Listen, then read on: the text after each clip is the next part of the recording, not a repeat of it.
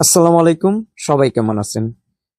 আমরা WhatsApp account open করার পরে যখন কোনো কাউকে আমরা কল দিতে যাই, যেমন কল দিতে গেলাম, তখন দেখুন এইরকম একটা সেটিংস আমাদের সামনে শো হচ্ছে, যে এখানে বলছে টু কল এলা WhatsApp access to your microphone.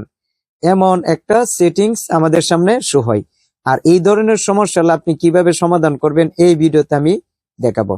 এই ধরনের সমস্যা হলে আপনি যেমন কোনো কাউকে কল দিতে পারবেন না, তেমন আপনি কোনো কারো কল রিসিভ করতে পারবেন না। আর এই ধরনের সমস্যা আপনি সমাধান করতে চাইলে আপনি সর্বপ্রথম দেখুন, এটা আপনি তিন ভাবে সমাধান করতে পারবেন।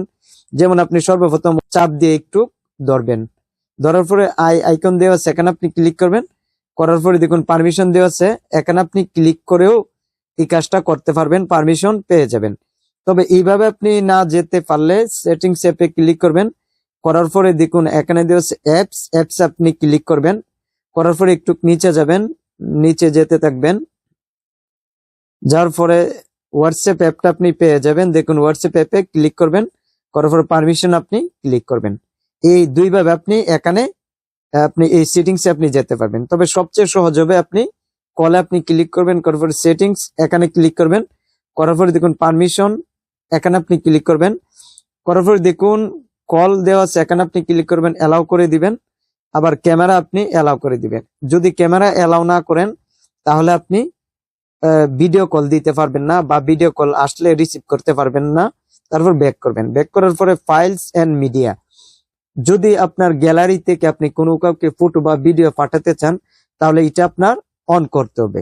যদি আপনি পাঠাতে চান অ্যালাউ করবেন, আর যদি আপনি পাঠাতে না চান অ্যালাউ করার দরকার নাই। আমি যেহেতু পাঠাবো আমি অ্যালাউ করে দিলাম। তারপর সবচেয়ে গুরুত্বপূর্ণ যেটা আছে সেটা হলো মাইক্রোফোন, আপনি অ্যালাউ করে দিবেন। তারপর ব্যাক করবেন। ব্যাক করার পর ফোন আছে, অ্যালাউ করবেন। তারপর SMS অ্যালাউ করবেন। আর এই দুইটা বাকি রয়েছে, এটি অ্যালাউ না করলেও সমস্যা নাই। এখন আমরা যখন কোনো কাউকে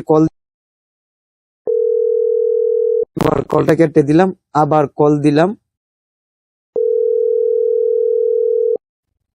তাই আমি যেভাবে দেখাইছি এইভাবে আপনি এই সমস্যাটি সমাধান করতে পারবেন।